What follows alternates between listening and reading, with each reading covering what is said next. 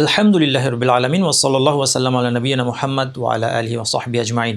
ইউটিউবে, ফেসবুকে অথবা অন্য কোনো সোশ্যাল প্ল্যাটফর্মে কোনো একজন আলেমের কথা আপনার পছন্দ হয়নি, আপনি একটা গালি দিয়ে দিলেন, একটা কটূক্তি করলেন, এটা হয়তো বহু লোকের মাঝে ছড়িয়ে পড়বে, শেয়ার হবে। আপনি চাইলেও একে নিয়ন্ত্রণ করতে পারবেন না, হয়তো দাবানলের মতো এটা মানুষের মাঝে ছড়িয়ে পড়বে।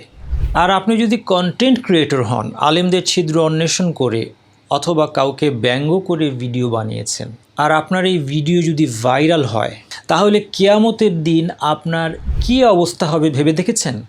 আপনি তো এই হাদিস জানেন যে কারো সম্মান পৃথিবীতে হরণ করলে কিয়ামতের দিন আপনার নেকি আল্লাহ তাকে দিয়ে দিবেন। আপনার নেকি ফুরালে তার গুনাহ আপনার আমল নামায় চাপিয়ে দিবেন। মুসলিম ভাই আমার, কেন আপনার এই বিলাসিতা? আপনার কি হিমালয় সমান সওয়াব রয়েছে যে আপনি মানুষকে এগুলো বিলিয়ে বেড়াচ্ছেন?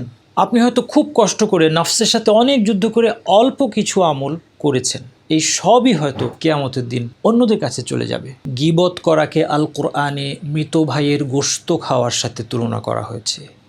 ইবনু আসাকির রহমতুল্লাহ আলাইহি বলেন, আলেমদের গোশত বিষাক্ত, এর বিষক্রিয়া আছে। আপনি আপনার কন্টেন্ট অথবা কমেন্ট বা গালির মাধ্যমে যে আলেমদের গোশত আপনি খাচ্ছেন, এর দ্বারা আপনি দুনিয়া এবং আখিরাতে ভীষণভাবে ক্ষতিগ্রস্ত হবেন। আপনি নিজের সর্বনাশ ডেকে আনছেন। এত হালাল খাদ্য থাকতে আপনি কেন আলেমদের বিষাক্ত গোশত খেতে গেলেন? আপনি যদি শুকরের গোশতও খেতেন, আল্লাহ তাআলার কাছে তওবা করে নিতেন, আল্লাহ আপনাকে মাফ করে দিতেন, কারণ এটা আপনার এবং আল্লাহর মধ্যে। কিন্তু যখন কারো সম্মান হরণ করেছেন, শুধু আল্লাহ তাআলার কাছে তওবা করা যথেষ্ট নয়, তার কাছ থেকে ক্ষমা চাইতে হবে। কিভাবে আপনি এত মানুষের কাছ থেকে ক্ষমা চাইবেন? আপনার খারাপ কথাগুলোর বিস্তৃতি আপনি কিভাবে ঠেকাবেন? আয়েশা রাদিয়াল্লাহু আনহা থেকে একটা খুব সুন্দর কথা বর্ণিত আছে। তাকে বলা হলো যে মানুষ আল্লাহর রাসূল সাল্লাল্লাহু আলাইহি সাল্লামের সাহাবীদেরকে নিয়ে কটু কথা বলছে, যারা পৃথিবীর বুকে শ্রেষ্ঠ জেনারেশন। এমনকি আবু বকর এবং ওমরকেও তারা ছাড়ছে না। এই উম্মাতের সর্বশ্রেষ্ঠ দুই ব্যক্তি আবু বকর এবং ওমর, তাকেও ছাড়ছে না, গালাগালি করছে। আয়েশা রাদিয়াল্লাহু আনহা কি বললেন? তিনি বললেন, তোমরা অবাক হচ্ছ কেন? এই মানুষগুলো মারা গিয়েছে, তাদের আমল বন্ধ হয়ে গিয়েছে, কিন্তু আল্লাহ চাইলেন তাদের সওয়াব যেন জারি থাকে। এই জন্য আল্লাহ এই লোকগুলোকে দাঁড় করিয়ে দিয়েছেন। একটা লোককে আপনার খুব অপছন্দ, সে খারাপ লোক হতে পারে, কিন্তু সে মুসলিম।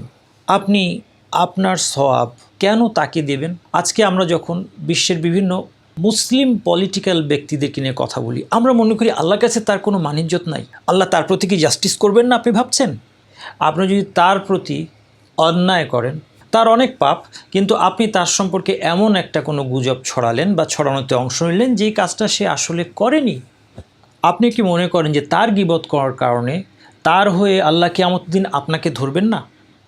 একটা খারাপ মানুষকে, আপনার অপছন্দের একটা মানুষকে আপনার কষ্টার্জিত সওয়াব, আপনার নামাজ, রোজা, হজের সওয়াব দিয়ে দেওয়ার চেয়ে দুঃখজনক আর কি হতে পারে?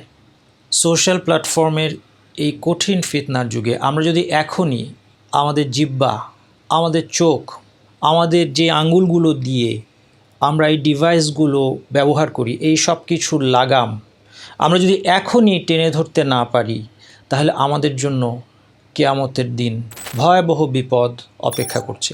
আল্লাহ সুবহানাহু ওয়া তাআলা আমাদের সবাইকে বোঝার তৌফিক দান করুন। সুবহানাকাল্লাহু ওয়া বিহামদিকা আশহাদু আল্লা ইলাহা ইল্লা আনতা আস্তাগফিরুকা ওয়া আতুবু ইলাইক।